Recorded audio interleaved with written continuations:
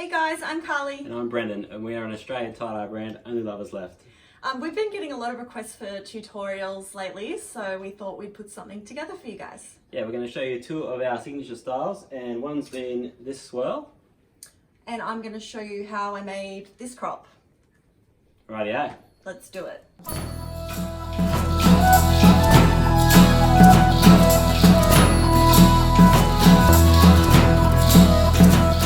First thing you need to do is pre-soak your shirt in a dye fixer.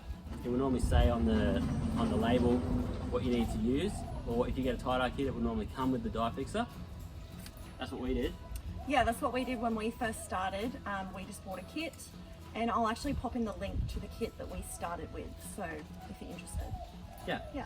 What you'll need is your pre-soaked tee, some rubber bands or string. I use rubber bands most of the time just because that's what I started with and I feel most comfortable using those. And we are doing the Boulder opal design, which we talked about. So basically for Boulder opal, you're going to create different lines throughout the tee just to create different textures. I like to put them in different directions, and while I'm doing it, I like to think of like a natural landscape to draw my inspiration from. So today, like I might think about like a river, for example. So we'll start, I always put my tee on a diagonal in front of me. That's just the easiest way for me to envision the way I'm going to create my lines. It's nice and flat, it's neat, so I can see what's gonna work best, and I start here. And I sort of like to think of it like you're putting your fingers into like a spidery grip. So you've got your thumbs holding the edge of the tee, and then I'll just spider finger and move the lines throughout as I go till I reach the end. So I'm gonna pull it towards me, and then once I've got it in front of me, because your tee will be pre-soaked, the wetness of the fabric kind of allows you to mold it the way you need to. So I'll grab my rubber band, and then I'm just going to stretch it out and just gently slide it to the spot where I've just created my first line. And then from there, I'm going to just band that section a few times. This could feel like a little awkward to start with, but it's something that you kind of just becomes natural after a while. Okay, so then I'm going to flatten it all out again, neaten it out so I can see what I'm working with. And then from there, I'm going to create my second line.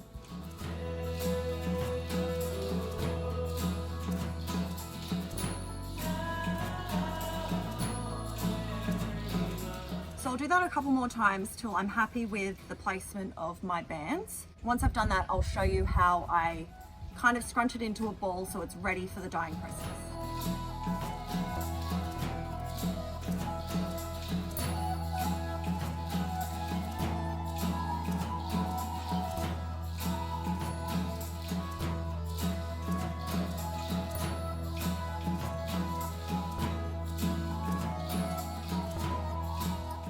So I've popped all my bands in, I've created even placements, keeping in mind my inspiration, which is going to be a river today. Once I've done that, I'm just going to grab the top edge of the tee and just start to roll it inwards. Rolling it into this shape just kind of gives you a nice base to pop your ice on and your dye. And from there, I'm just going to pop a few bands around the edges to keep it in place.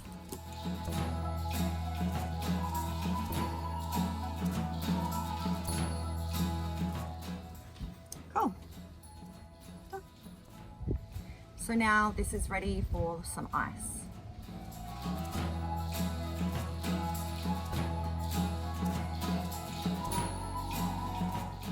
Now we're going to get the Oversized Mum Tee into a swirl.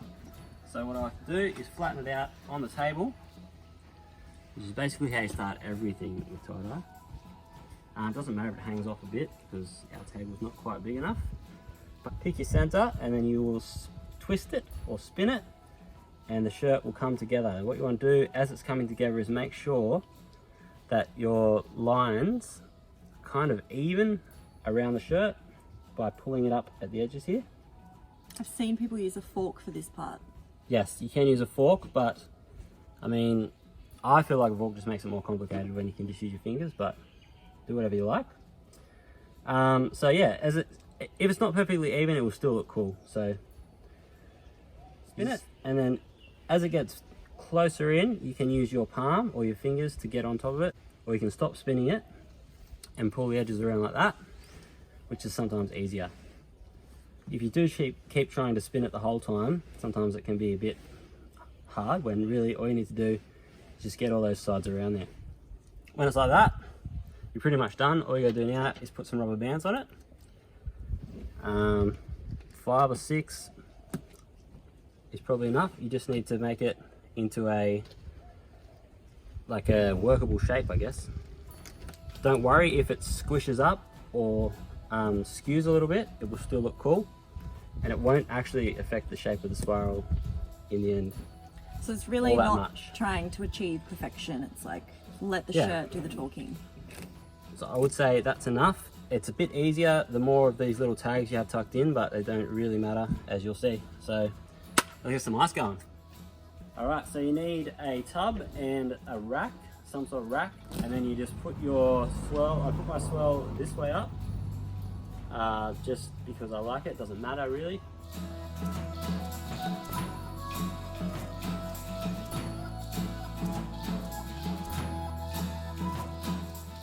Okay, so now we've got our ice on. What we're gonna do is just pop some shaved ice. Yeah, so we're just gonna fill in any gaps.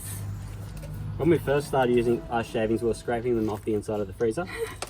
And then we realized we needed a nice shaver.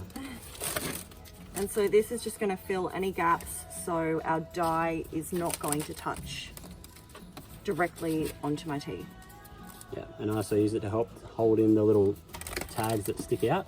Or not tags, but edges of the shirt. And you can mold this, it's kind of like glue.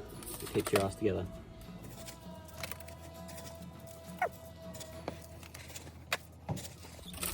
We ready for some dye?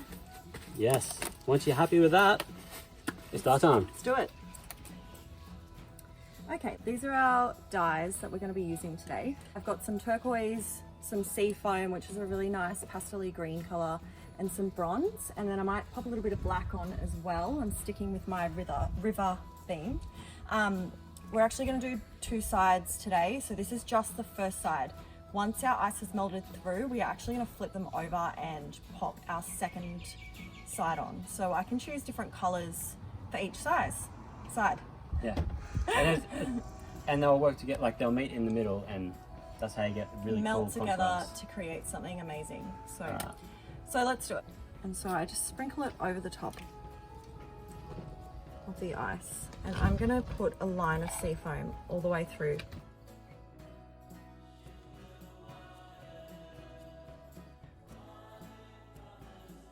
Fill those extra gaps. So there's no real rules to this. Like, you can choose whatever colors you want and place them wherever you want to, just depending on, you know, the vision that you have. You could do little spots of different colors. Brennan's going to show you a different style with the swirl. I might just pop some more sea foam just in a few spots over the turquoise, just because I feel like it. And you're not using any of your bronze yet, because you can do that on the other side. No, yeah. My second side is going to be more of my earthy tones. Tickle the edges, we call it. I'm just going to clean up any bits of powder that have come in direct contact. The main reason for this is I don't like the splotches that it can create if it's not blended well. So yeah. All right, I'm going to do the swirl. Here's my 2 colors. I've got the pink first, I'll do first. And when you're doing a swirl, my center is in the middle. So I like to do lines because you get more sort of defined look. So I'll just get one color and go straight through the middle. You can use as many colors as you want to get different effects. I'm just using 2 colors for this side and then 1 color on the other side. So I'm going to do a cross. But think of it as like you're slicing up a pizza, and just do as many colors as you have, as many lines as you want.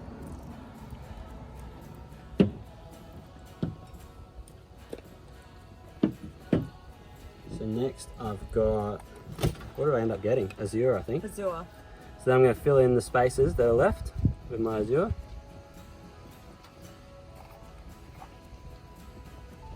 I don't want to put too much Azure because it's quite strong. But I just did put too much because of the wind, but that's alright.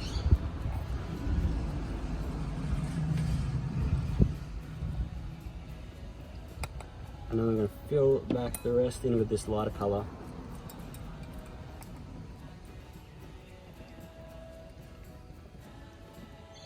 So you've created a bit of a mixture in that one too, with the lighter colour. Yes, this is a bit of a mixture of a few different pinks. I think that's what I love about it so much, is that you can be so creative in so many ways. Yeah. Colour selection, the whole process is really Creative. creative, yeah. And you never know, you can try, but you never know exactly what it's going to be. So that's very exciting. Yeah. Oh, I could do the tickle.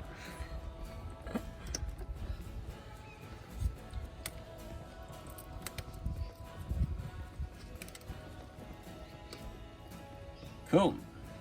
So that's what you'll have, and then you need to wait until that melts. You can let it go all the way through if you want. We're going to take these off when we think they're ready. Your first time is just, I would let it go all the way through.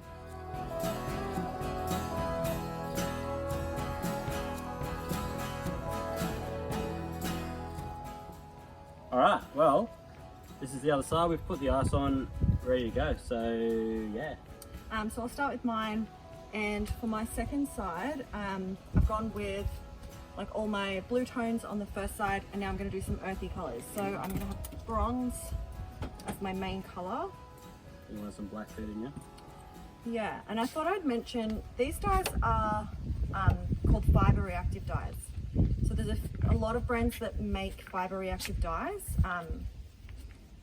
But yeah, Fibre reactive dyes work with natural fibres. Yeah. And there's other types of dyes for different types of, like silk and I don't know what else there is, other fabrics. But yeah, we mainly work with cotton, so these suit us perfect. I'm putting just black on my other side, as I said. So I'm just doing that. I'm going to put some black on mine too. But it is quite a strong, intense colour, so I'm just going to sprinkle a few little bits.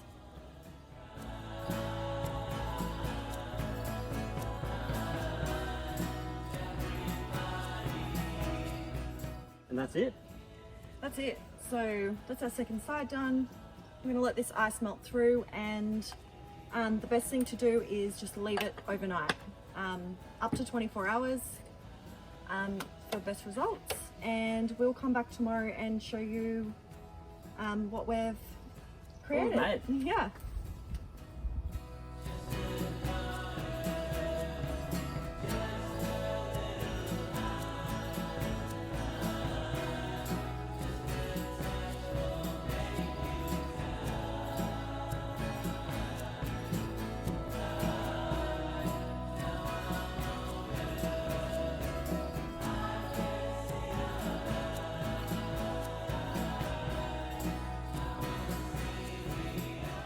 We hope you enjoyed our first ever tutorial. If you want to see more like this, make sure you like, subscribe, and follow us on Instagram. Yes, and if you'd like to shop, then go to our website, onlyloversleft.com.